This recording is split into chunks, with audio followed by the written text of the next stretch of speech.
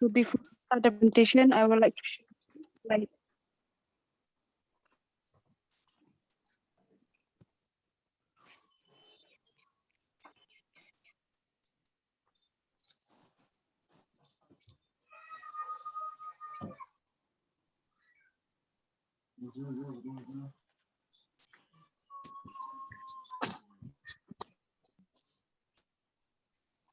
is it visible the slide?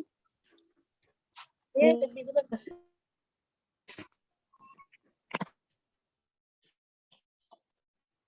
Okay, so I'm going to present first. First topic is teaching learning process.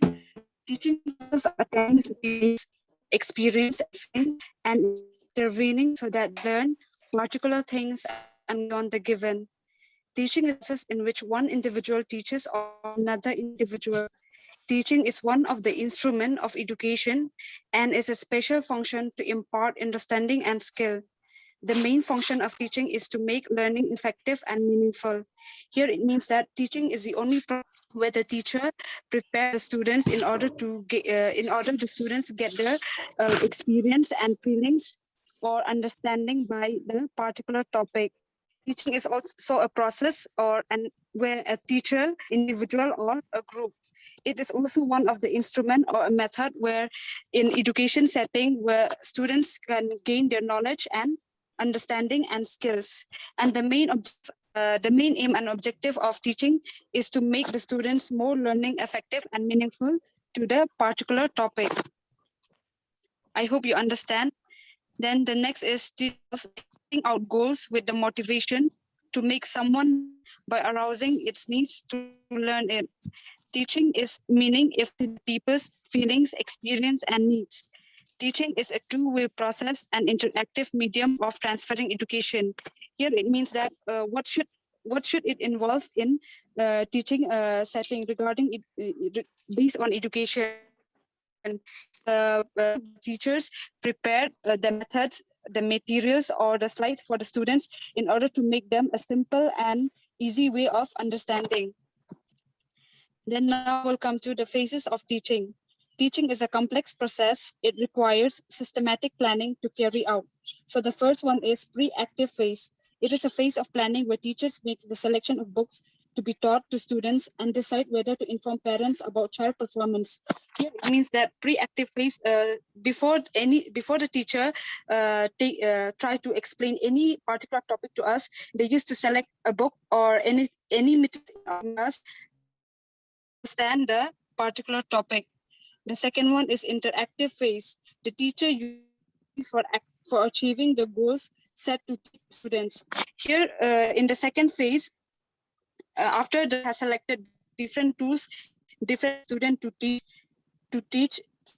So they, after they selecting the tools, the methods, in order the students understand, the teachers are using these tools or by different kinds of methods like PPT, like chalkboard, like flashcard, all those method of teaching in order to reach the goal of students. Post-active phase, evaluation of the strategies being used to impart education to students. Here, teachers and extend students with the material presented to them. I think here you understand. Third phase, the post-active phase, after all the the preparation of the teacher explanation. So the teachers are going to evaluate by sharing all the strategies, all the methods they have been prepared for the student in order to know whether the students have understand a particular topic. So now we'll come to the three levels of teaching. The first one is reflective level, understanding level, memory level. First, we'll go to the memory level of teaching. The objective of teaching at this level is just to impart information to students. The learner is required to memorize the subject matter and get the information stored in long-term memory. Here, it means that the main of the is to impart information to the students. They used the only main objective of the teacher is to provide information to the students and to memorize the subject matter that they have stored the information in a long-term memory. The second one is understanding level of teaching. At this level, the learner are required to comprehend factual information, to know the meaning of different concepts and their relationships, and to apply concept, facts, and principles. Here it means that when the teacher taught us a particular lesson, they always want us to know the concept, the meaning, and how to apply it, based on that particular topic. And the one is reflective level of teaching. This level of teaching is the highest level of teaching learning activity. It is the stage of learning where students do not merely repeat and revise and answer questions that are asked for, nor do they understand and interrelate or interpret the concept, but also they ponder upon, contemplate, and pay serious thoughtful consideration to the presented contents. Here in the after the teachers have been taught to the students their particular topic, that means that topic, the way they prepare for the students should reflect the student, or the students should understand by the students should understand that the topic that has been taught by the teachers, they should get some understanding, and so that's my side. So Candy, I request you to please continue the next presentation, the next slides. Good afternoon, ma'am, and good afternoon, everyone. So I'll continue the topic with maxims of teaching. So as we all know, maxims of teaching from before. Right? So the word maxim, it means or to know everything generally. We learn things, we need to learn things generally. So that is maxims of teaching. Now we'll proceed to the first one, to the first point, that is from easy to difficult. We already know all the points, right? So I'll just go slightly not in detail. Now easy to difficult. The first point is very simple, as we all know that a learner or a student should be taught by a teacher from the easiest level or from the lowest level of teaching to the difficult level, because when a teacher teaches from the difficult level, a learner or a student won't be able to understand the topic without knowing the basic of the topic. So the teaching needs to go from easy to difficult. I hope you all understand the first point.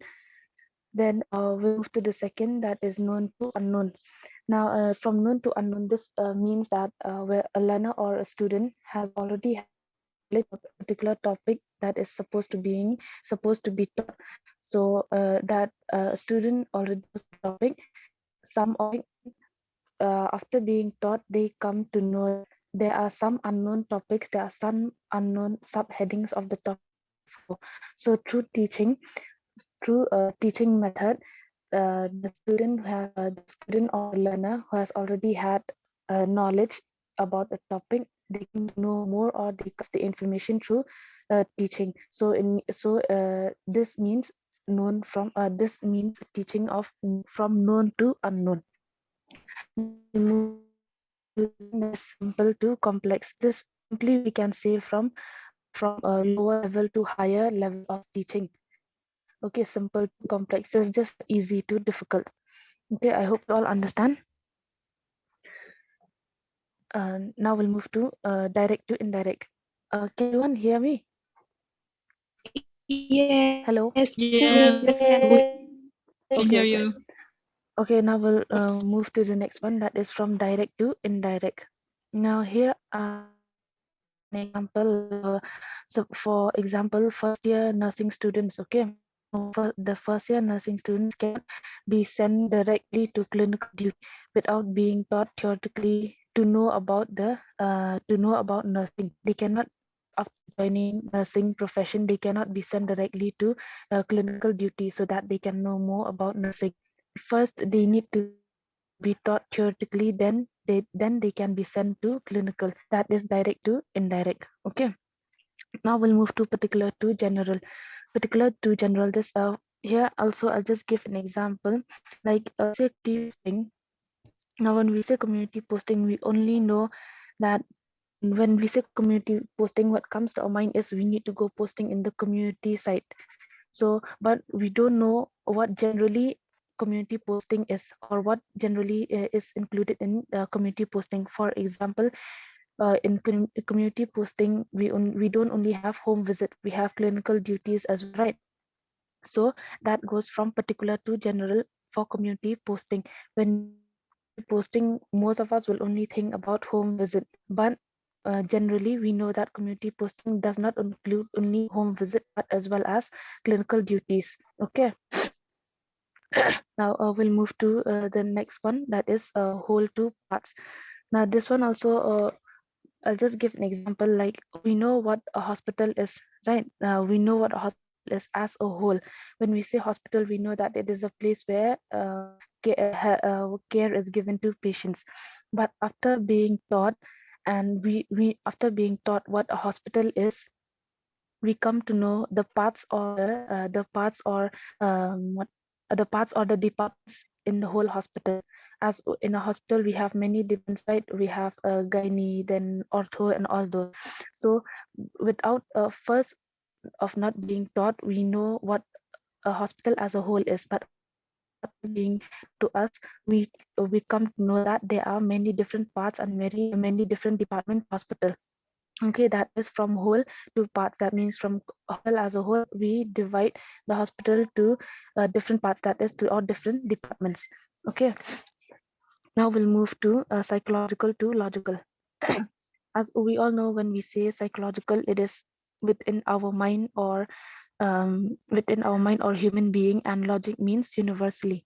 Okay, so here example, when we say nurses, we only think is only to work in a hospital, but logically, after being taught to us about nursing, we also come to know that nursing does not only relate only in hospital settings, but we also know that there is a nurse educator, nurse administrator, nurse researcher, all that. Okay, so typically, as a universally, nursing is not only a thing, but nurse, many educator, administrator, researchers also are. So that is psychologically from where we think that nursing is in hospital setting, but logically we know that there are nurses, educator, administrator, researcher, etc. So I hope you all have understood about this till here, psychological to logical. Now we'll move to empirical. Now we say empirical, it is based on observation, whereas rational is based on reasons and logic. Here, just an example again.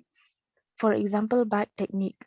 We know how to do a back technique procedure. Every one of us know how to do a back technique procedure. Now, the thing that we know about doing a back technique procedure, that is empirical. That is called empirical. But we also need to know, right, why we need to do technique, or what are of back technique. That is rational.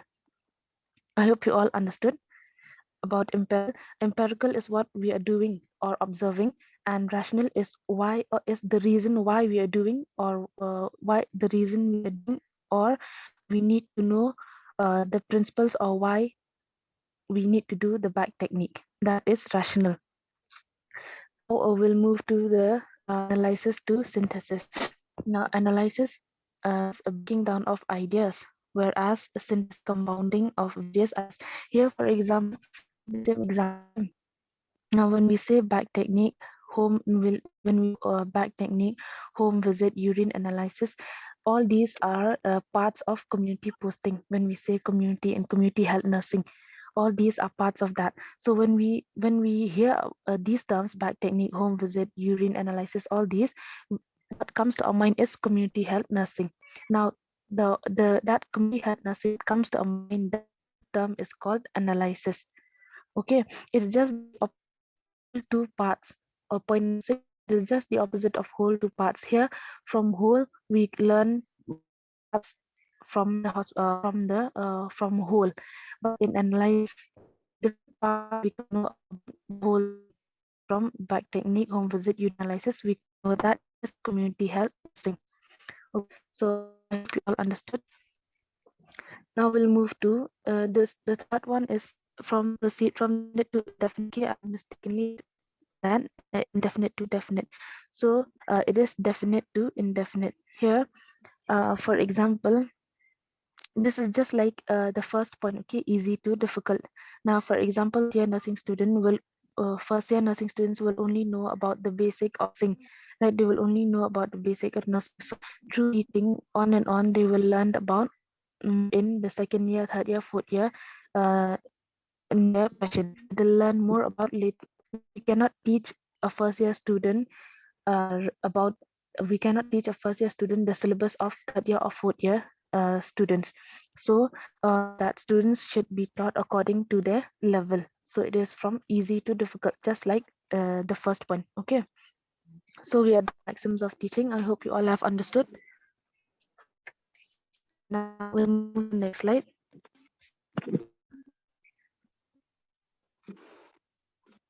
We come to types of teaching methods. Type of teaching methods we all have learned about right now. Teaching method, string method, method. We have learned about this, so we know. Then we move to the student-centered method, playway method. These are how the students are being taught. How they are being taught and how they are learning.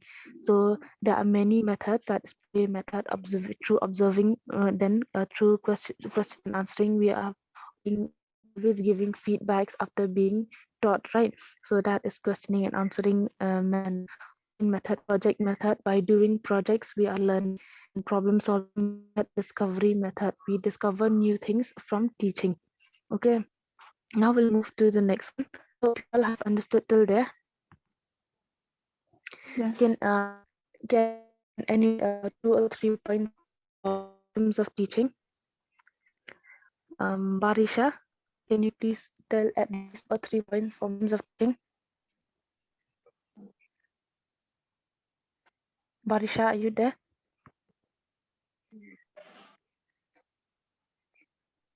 Okay, Bornali. Yes. Bornali. Can you give 2 or 3 points? Yeah. Proceed from easy to difficult, then proceed from known to unknown, direct to indirect. Okay. Okay, thank you, Bornali. Okay, now we'll move to the next slide.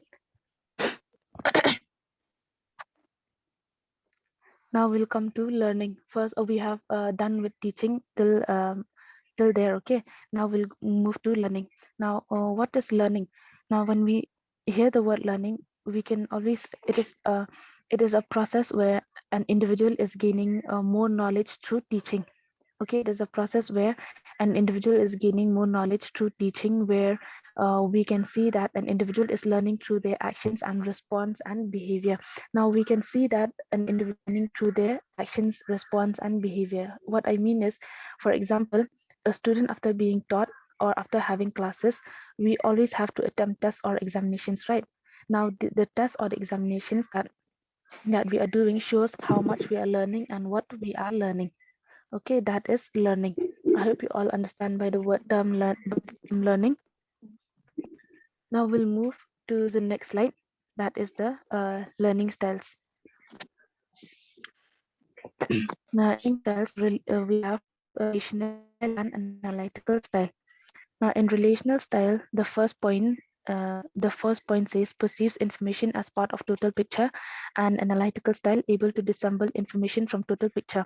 This now relational when we say it is global, and analytical it is detailed. Okay, here for example in relational style, I'll just give one example. As we want to know more about Assam Downtown University, okay? As we want to know more about Assam Downtown University, we know that this Assam Downtown University is a university and it has many departments for learning. That is, we are learning about Assam Downtown University globally or as a whole. But in analytical, here in analytical, we focus only on nursing department, as we want to know more about the nursing department in Assam Downtown University. That is detailed about nursing department, right? So in relational it is global, and in analytical it is focused on detail. So I hope you understand about the first point. We'll move to the next, that is exhibit intuitive thinking and exhibit sequential and structured thinking. Now in relational style, point number 2, exhibit intuitive thinking. This is simply, we can say, learning through experience.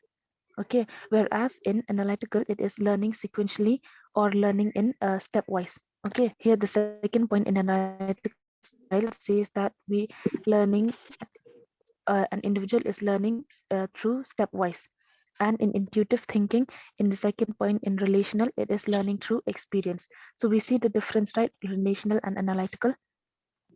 Then we'll move to the third point. The third point says that learn materials that have a human social content and are characterized by experiential cultural relevance more easily. And in analytical, learn materials that are inanimate and impersonal more easily. So this point explains that in relational, learning socially with experiments and practicals. Now here a learner is learning socially with experiments, practicals, demonstrations and all. Here in normal students in normal schools, we are learning like this, right? We are getting a theory part, we are getting a practical part, we are doing demonstration, so we are learning through that. But in analytical, this point says that learning more from his own knowledge or belief. Okay, from his own knowledge or belief. Here inanimate, or inanimate means not alive. Okay, so learning more of from his own knowledge or belief. Those who have here, those who have very high IQ level, they can go with this learning style, learning more from his own knowledge. Whereas in relational, learning through being taught by teachers through experiments, practicals and demonstrations. Then we'll move to the fourth point, that is here in the fourth point in relational style, it says that learning after being taught or being presented. Now mostly a student learns after being taught by a teacher, or right now we are giving presentation and you are learning about learning styles. So this is the fourth point in relational. Example, in normal school like us, normal school, normal students, normal teaching, we are being taught by teaching. Whereas in analytical, we see that in point number 3, that learning, that here learning is more from his own knowledge. So as it is like this, the learner can memorize more from his own thinking. Okay, in relational, the learner can memorize more after being taught, whereas in analytical, he is memorizing more from his own thinking. Then the fifth point, sorry, here normal students, here it says that normal students in normal schools having different extracurricular curricular like clubs or teams. Like in a normal school, we have right the sports team, then the different clubs, then anti-ragging team, as we have been taught. So here in a relational, there are many extracurricular activities in the school, whereas in an analytical, it is only concerned about academics or only schooling activities without no curricular activities. Okay, so I hope you all have understood the difference between relational and analytical. Now the sixth one is others. These we have already auditory, reading, writing and kinesthetic. Slide.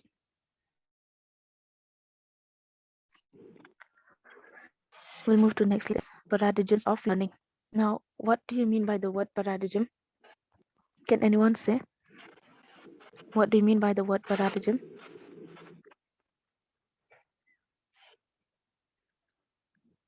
Okay, paradigm means to show, or it is an example or a okay. So now we will learn about paradigms of learning. The first is class conditioning. Classical conditioning, it is learning after training. We learn after training. For example, a dog. For example, I'll just give example for my own dog. When he sees carrying a bowl of food, his own bowl of food, he knows that he'll be getting food. But when we keep the bowl in the floor, he out just to have the food that moment only. We train him first sit, to first give his hands, to first bow down before his food is being given. He is learning after we train him, after we are giving him training. So we train him and he's learning. Okay, I hope you all understand this simple meaning, classical conditioning, learning after training. Now next point, instrumental or operant conditioning. Here it is a learning after being given rewards. Now we learn when we know that we are being given rewards. For example, we get a scholarship of rupees 30,000 after passing first position. So we all know that after if we get first position, we will get this scholarship of 30,000. So we will study hard, we will work hard so that we will get this 30,000, this scholarship of 30,000. So this is learning after being given rewards. If we get the first position, we get the scholarship. So this is about the instrumental and operant conditioning. Now we move to the third one, observational learning. This observational learning, from the word itself, we can understand it is learning by observing. So mostly it happens in small. They always imitate their elders, right? Whatever they see elders, whatever they're doing, they try to imitate. So this is observational learning. Now we'll move to cognitive learning. Cognitive learning that engages in using brains to learn new things. Okay, cognitive, we can understand it is a learning that engages in using brain and using our brain to learn new things. Then we move to verbal learning. Learning to memorize new materials using mental pictures and other activities. After we are seeing the activities or the pictures that are being shown to us or the demonstrations that are being taught to us, we will be able to describe or to say more about the topic that is being taught to us. Then we move to the concept learning. Learning us by being shown sets of examples. After being shown to us sets of examples of what we need, that is called concept learning. Now we'll move to the last one, that is skill learning. Learning to perform a task with proficiency as defined by ease, speed, or performance. Here, skill learning, that is, we are performing procedures or demonstrations through our own skills, which will make what we are doing more easy. Okay, so this is till here. Paradigms of learning is my. So the next part, I hope you all have understood my part, and the next part will be continued by my friends. Thank you, ma'am, and thank you, everyone.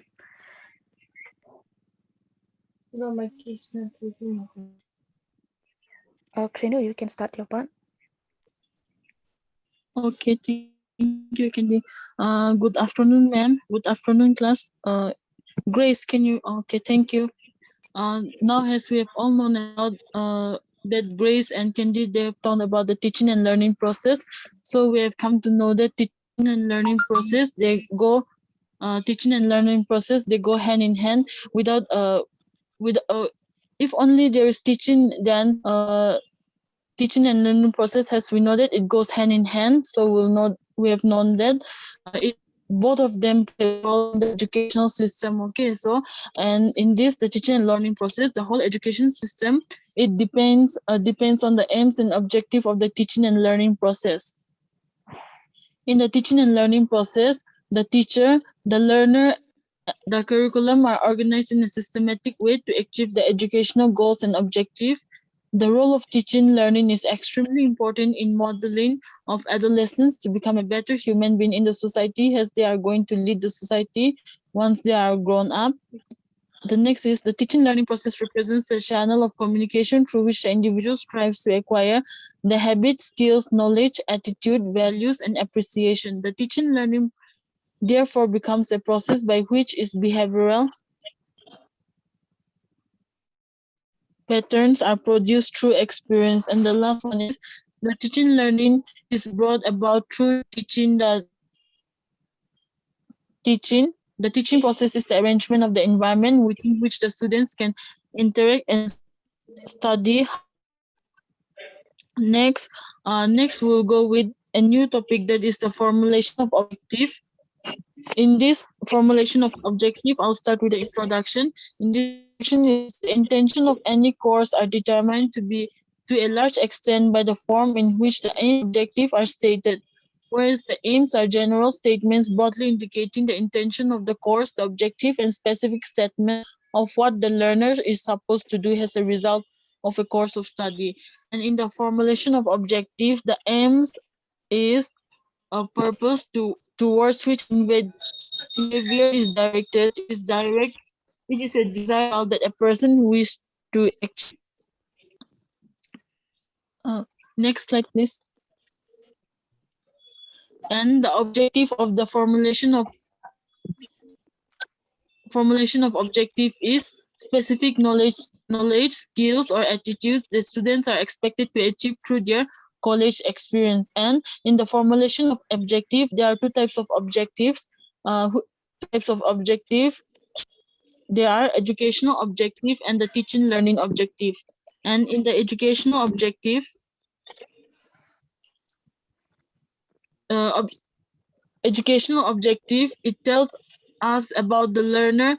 It tells a learner should be able to do after undertaking an educational program. And it also states those changes in behavior which are desired as a result of specific learner and teacher activity which are of two process. And the next objective is the teaching objective. In the teaching objective, this is related to the learning outcome range of behavior of learners. And there is specific, direct, and practical in nature. And next slide. And the purposes will be done by TE.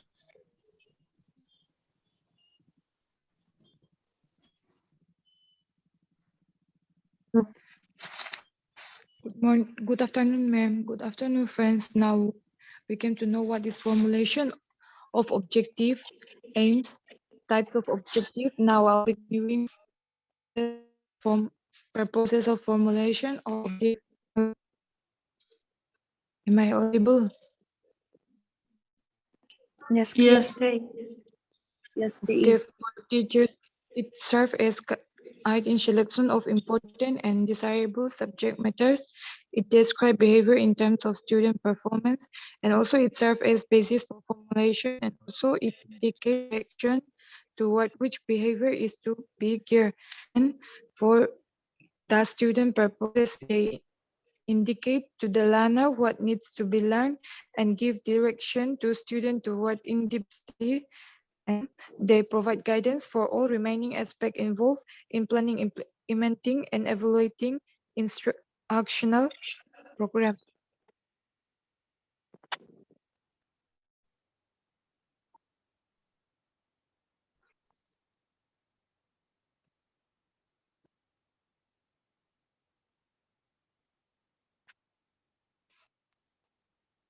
Hello. For nurses, to prepare nurses for rendering community service through primary health care, and also to prepare nurses for providing care at institutional level, and to prepare nurse educators to handle teaching learning situation in all learning areas. Hello, am I audible? Yes. yes.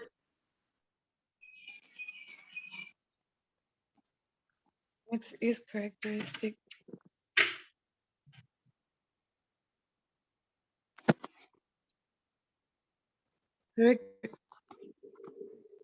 One, it should be written in behavior terms.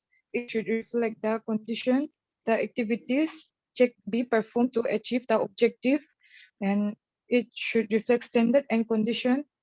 It must be reasonable in number. It should be consistent with one another.